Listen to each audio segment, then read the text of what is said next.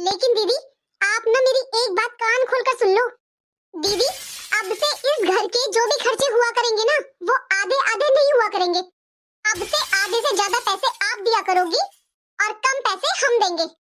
छोटी माँ जी मैं तो सारा दिन काम कर करके थक जाती हूँ, 1 मिनट का भी रेस्ट नहीं है मुझे। मुझसे नहीं होता माँ जी अब इतना काम। अभी तो मैंने दोपहर का खाना बनाया है, अब शाम के खाने की तैयारी करूंगी। मैंने कितनी बार बोला है तुझसे बहू कि मुझे कोई काम बता दिया कर, तेरी मदद हो जाएगी।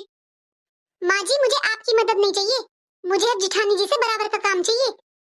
जिठानी जी की डिलीवरी हुए पूरे 20 दिन हो गए हैं माँ जी। अरे कौन करता है इतना लंबा जापा। जब तो माँ जी जिठानी जी बोल रही थी कि मैं 10-12 दिन उनकी मदद कर दूं, फिर वो उठ जाएंगी। अरे माँ जी अब तो 20 दिन हो गए हैं, वो तो उठ ही नहीं रही है। छोटी बहू वैसे तो तू ले दे के अपनी जिठानी के पीछे पड़ी रहती है। अरे तुझे कोई दुश्मनी है क्या उससे? अरे उसे पूरे 9 साल बाद लड़का हुआ है और तू हर टाइम उसकी खुशियों के पीछे पड़ी रहती है। माँ जी आप भूल रही हो, जिठानी जी को पहला नहीं ये दूसरा बच्चा है और जिठानी जी ने अपनी मर्जी से इतनी लेट बच्चा किया है।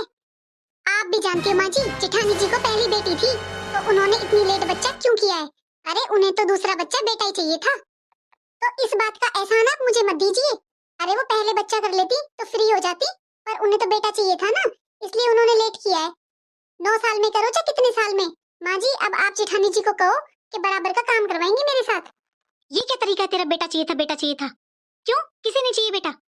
अरे मैं बेटा और बेटी में फर्क नहीं करती हूँ, लेकिन इसमें क्या गलत है? अगर उसके पहली बेटी थी और वो चाहती है उसके दूसरा बेटा हो तो इसमें गलत क्या है?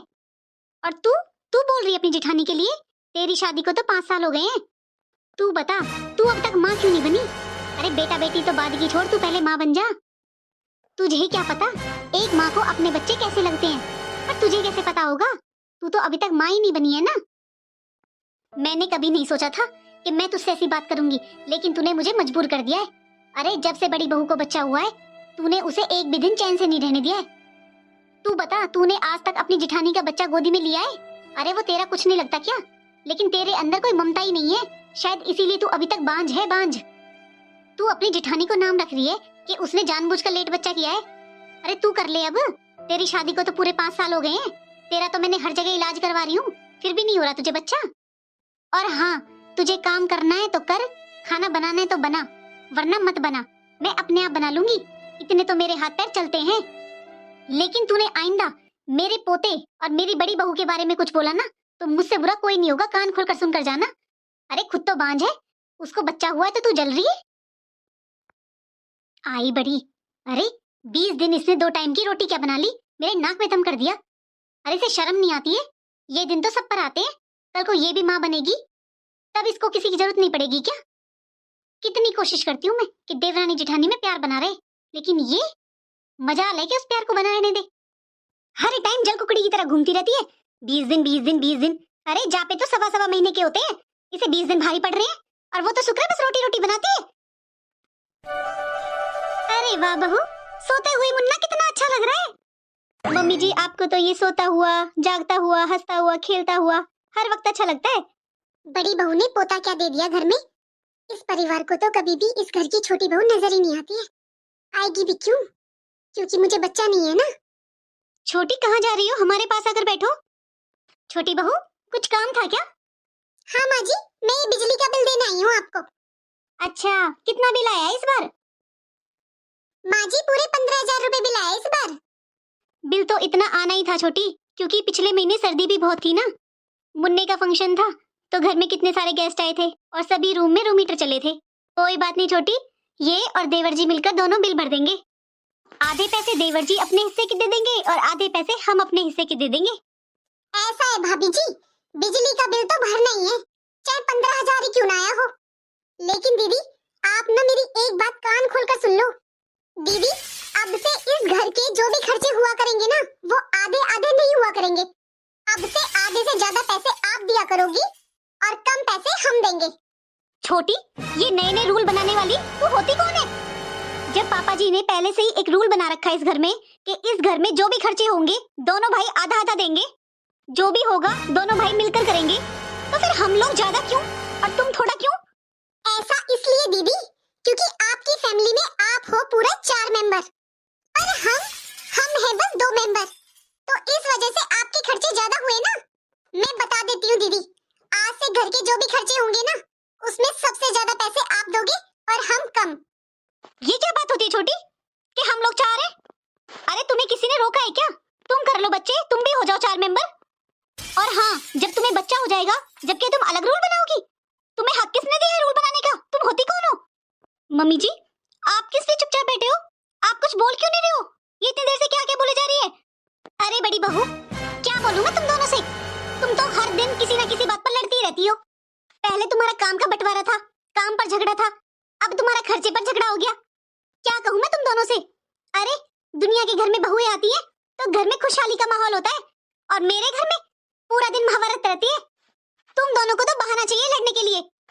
मम्मी जी, आप गलत बोल रहे हो। मम्मी जी, जब मैं शादी कर आई थी तो इस घर का माहौल कितना अच्छा था, हम दोनों कितने अच्छे से रहते थे। जब से ये आई है ना शादी कर इस घर में, जब से हमारे घर में ना कलेश रहने लगा है, कलेश। इसने तो घर का माहौल ही खराब कर दिया है। क्या कह रहे दीदी आप? कलेश मैं करती हूँ? मेरे आने से कलेश होता है? अरे मेरा मुंह मत खुलवाओ। आप क्या सोचती हो मम्मी जी, और आप मुझे कुछ नहीं बताओगे तो मुझे कुछ नहीं पता चलेगा? वो पड़ोस में जो सविता चाची है ना, उन्होंने मुझे सब बता दिया है कि जब शादी कर आई थी ना तो आपने घर में कितना कलेश किया था। अरे आप तो अपने मायके भी चली गई थी, और तो और आपकी तो तलाक की भी नौबत आ गई थी। हाँ तो तलाक की नौबत ही आई थी ना, तलाक तो नहीं हुआ ना।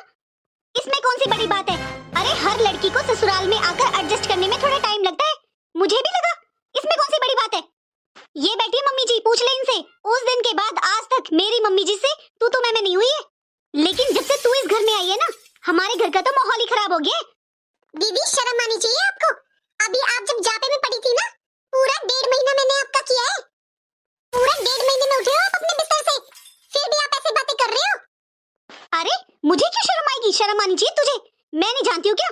तूने कोई काम नहीं किया, सारा काम मम्मी जी ने किया था। और मैं 1.5 महीने में बिस्तर पे बैठी हूँ ना, तो तूने मेरा कुछ नहीं किया, समझी? मैं अपना तो खुद करती थी, बाकी काम मम्मी जी करती थी। बड़ी बहू, ये तू गलत बोल रही है। अरे छोटी बहू ने तेरा क्या नहीं किया? अगर छोटी बहू घर में नहीं होती तो मैं अकेले कुछ नहीं संभाल सकती थी। माना कि मुन्ने का और तेरा मैंने किया था, लेकिन बाहर कितने काम होते हैं घर में, सारा काम छोटी बहू ने संभाला था। और दीदी जब से शादी हुई है सबको पता है, मैं 1 या 2 दिन के लिए अपने मायके जाती हूँ, और आप तो पूरा 15-15, 20-20 दिन रहकर आती हो। पीछे से घर कौन संभालता है? मैं ही संभालती हूँ दीदी। मम्मी जी, मैं अब किसी से ज्यादा बहस नहीं कर सकती, बस मैं अब इसके साथ नहीं रह सकती, मुझे घर का बंटवारा चाहिए। मम्मी जी, मैं ऐसे माहौल में नहीं रह सकती, ना तो मैं रोज रोज इससे बहस कर सकती हूँ और ना ही मैं इसके साथ रह सकती हूँ। अब आप एक काम करो, हम दोनों को अलग अलग कर दो। आपको क्या लगता है दीदी, मैं आपके साथ रहने के लिए मरी जा रही हूँ? अरे मुझे भी नहीं रहना आपके साथ। हाँ माँ जी, अलग कर दो हम दोनों को। बहू, तुम इतनी देर से अपने मेंबर गिन रहे हो।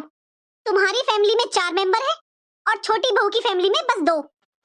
तो एक बात बताओ, मैं और तुम्हारे पापा जी किसकी फैमिली में आते हैं? और मेरी बेटी, वो किसकी फैमिली में आती है? और छोटी बहू घर का बंटवारा। अब ये बताओ, मैं और तुम्हारे पापा जी हम किसके साथ रहेंगे? मेरी बेटी किसके साथ रहेगी? अरे मम्मी जी, उसमें क्या बड़ी बात है? आप और पापा जी 1 महीने छोटी के साथ रहना और 1 महीने मेरे साथ। क्योंकि मम्मी जी, हमारे घर में लड़ाई आपकी वजह से नहीं है, वो तो हम दोनों में है, हम दोनों को अलग होना है। और माँ जी, रही बात दीदी की, तो हम दोनों ही उनकी भाभियां हैं। वो एक बार मेरे यहाँ पर आएंगी और एक बार दीदी के यहाँ पर। हाँ बहू, तुम दोनों सही कह रही हो, मुझे तुम दोनों को अलग कर देना चाहिए, क्योंकि मैं भी अब तुम दोनों के झगड़ों से तंग आ गई हूँ। मुझसे रोज रोज ऐसे माहौल में नहीं रहा जाता। माँ जी, किसे फोन लगा रही हो आप? हेलो, हाँ बबली। हाँ बेटा, हाँ नमस्ते नमस्ते, मैं ठीक हूँ। तू एक काम कर, दामाद जी को लेकर अभी की अभी यहाँ पर आजा। क्या हुआ मम्मी? वो इसलिए क्योंकि मैं और तेरे पापा जी घर का बंटवारा करेंगे, अब दोनों बहुओं को अलग अलग करेंगे। क्या मम्मी, घर का बंटवारा? लेकिन क्यों? तुझसे जितना कहा है ना उतना कर, अभी की अभी दामाद जी को लेकर यहाँ पर आजा। ठीक है मम्मी, आती हूँ। हाँ मम्मी जी, आपने सही किया, दीदी को बुला लिया। अरे उनका भी डिसाइड हो जाएगा ना कि वो पहले किसके यहाँ पर आएंगी, उनको भी सब कुछ पता चल जाएगा ना कि अब हम अलग अलग हो रहे हैं। नहीं बहू, मैंने अपनी बेटी को ये बताने के लिए नहीं बुलाया है कि उसे कहाँ पर रहना है, बल्कि उसे उसका हिस्सा देने के लिए बुलाया है। अरे वो भी तो इस घर की बेटी है ना, तो उसका भी तो बराबर का अधिकार है। इस घर के 4 हिस्से होंगे, लेकिन माँ जी 4 वो किस किसके?